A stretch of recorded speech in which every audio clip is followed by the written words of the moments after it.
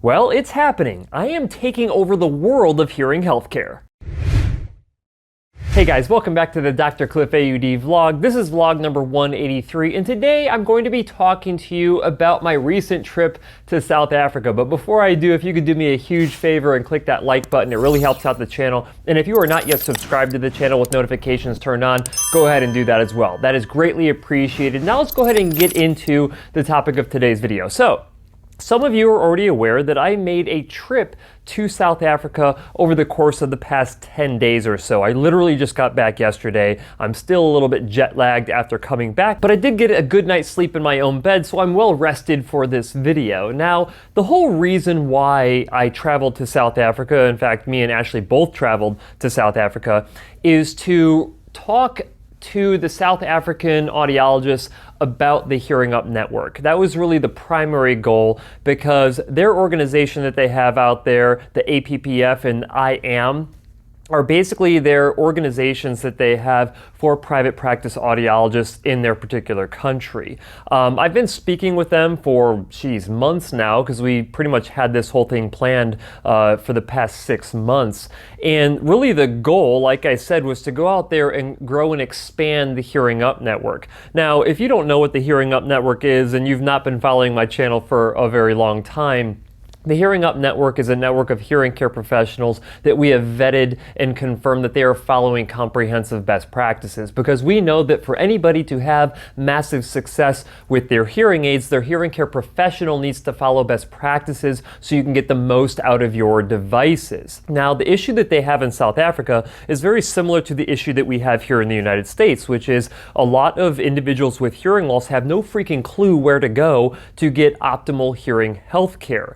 And, just like the trip that we had a couple of months ago to Australia to expand the HearingUp network, we basically did the same thing for South Africa. Now, the turnout was really great. There were, a little over, I think, 120 audiologists who were in attendance. Now, every single one of these audiologists were private practice clinicians. And the reason why the HearingUp network resonates so well with private practice owners is that private practice owners are really the only ones who have the amount of time necessary to follow comprehensive best practices. If an audiologist works for a hospital or some other organization or chain store, they have to provide care in the way that that particular location or that company wants them to provide care. So if they say, hey, you only have an hour to work with this particular patient, then that's all you get. And if you don't have enough time to follow comprehensive best practices, then tough luck. You just can't do it as a provider. Now, I sympathize with a lot of those providers who do not work for private clinics,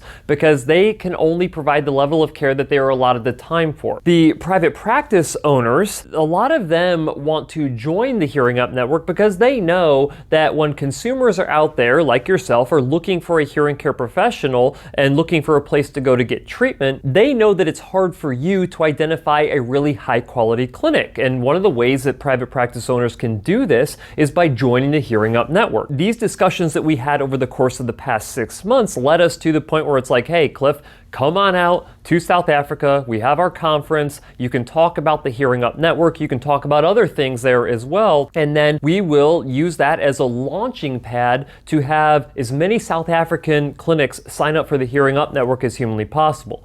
When you look at the numbers of my channel, the amount of views that we get from South Africa makes them ranked number 7 in total views. Now, given the size of their country and how much smaller it is than the United States, there is a large percentage of people in South Africa with hearing loss who are actually watching my content. The problem is that once they watch my content and get inspired to find a hearing care professional who follows best practices, they still don't know where to go. And to be honest with you, South Africa market is a little bit different than the United States market, but in a lot of ways they're very similar.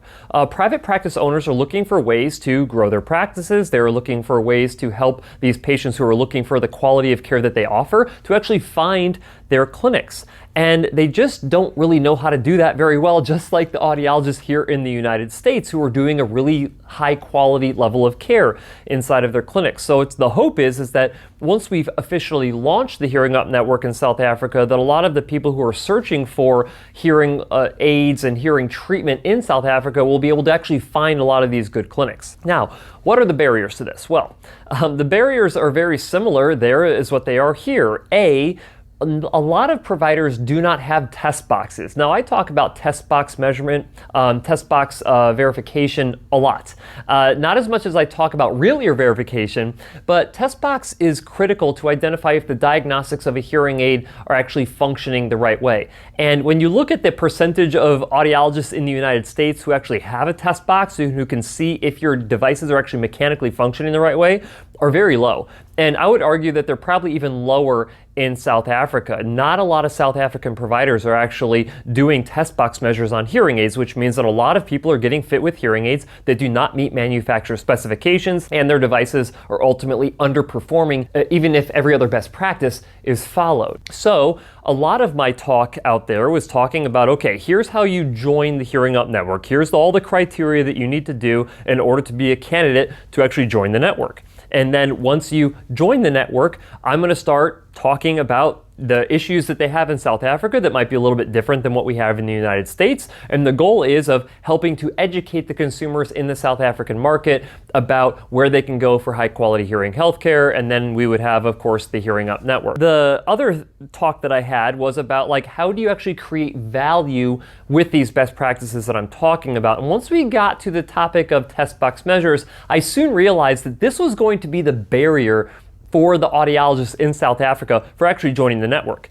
Test boxes are not cheap. I mean, they cost, several thousands of dollars. They can cost upwards of $10,000 in the United States. With that said, this is still the criteria. I mean, you cannot follow comprehensive best practices unless you have a test box. So I ended up giving them an additional course on here's how you actually use a test box, and here's how you convey the value of these test box measures to your patients. And I think a lot of them started to understand oh yeah, I think I should probably be doing test box measures on my patients' hearing aids, because otherwise a lot of them are going home with devices that are actually malfunctioning, which is unfortunate. And this is a chronic issue in the United States as well. But of course, this issue spans worldwide. So that was one of the other talks that I gave, was actually how to do real ear measurements and how to do test box measures for their patients. And I would say that the reception that we got was terrific, but honestly, we'll have to wait and see how many of these providers actually join the network. As far as when we left South Africa, we had only received maybe a handful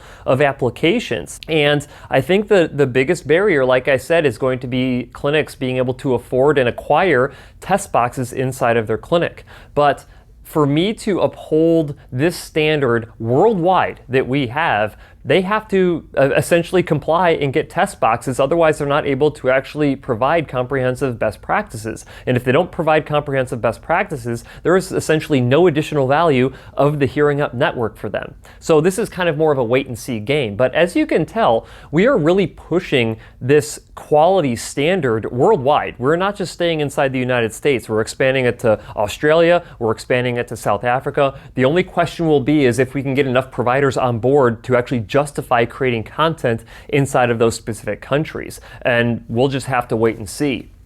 Unfortunately, the standard for hearing healthcare worldwide is very low. I mean, in fact, we don't even have an actual bottom standard. You can get into dispensing hearing aids and provide absolutely no best practices and still be able to, in some cases, stay in business, but actually sell hearing aids, which seems kind of crazy to me, which is why we feel like the HearingUp network is necessary. Now, if you want to learn more about the HearingUp network yourself, then you can go check out some of my other videos. I talk about the HearingUp network a lot in my videos, but you can go to my new website, DrCliffAuD.com, and then go to the HearingUp website from there, or you can go directly to HearingUp.com to learn more about the network for yourself. Now, as far as what we did after the conference, we had a lot of fun. So Ashley and I spent about 3 days there in Johannesburg, or really just outside of Johannesburg, attending the conference, learning a lot myself, having a chance to meet a lot of South African providers, which was fantastic.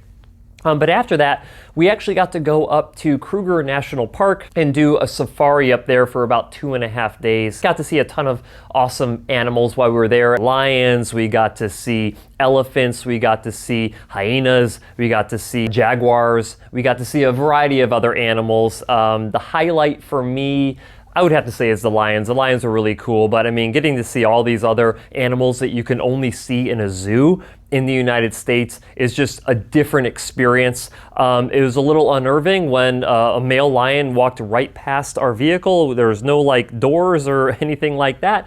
Our guy just said basically don't move, and hopefully the lion won't eat you. So it was actually pretty intense. That could have been the end of DrCliffAuD, but of course I am still here. The trip there and back was relatively smooth. It's literally like 24 hours worth of travel time, which is ridiculous, but ended up making it through that relatively unscathed. Like I said, I'm a little bit jet lagged right now, but had a good night's sleep last night. So that is it. I mean, we're trying to expand this HearingUp network to pretty much any country that will have me to talk about it. Whether or not it actually works remains to be seen. It has definitely taken off here in the United States, and we'll continue to spread that messaging here on the channel, but I'm really hoping to take this worldwide so I can leverage the attention that I have worldwide for the benefit of you guys if you do not live in the United States. But that is all that I wanted to talk about today. I hope you enjoyed the video. If you did, make sure that you hit that like button, and as always, I'll see you next week.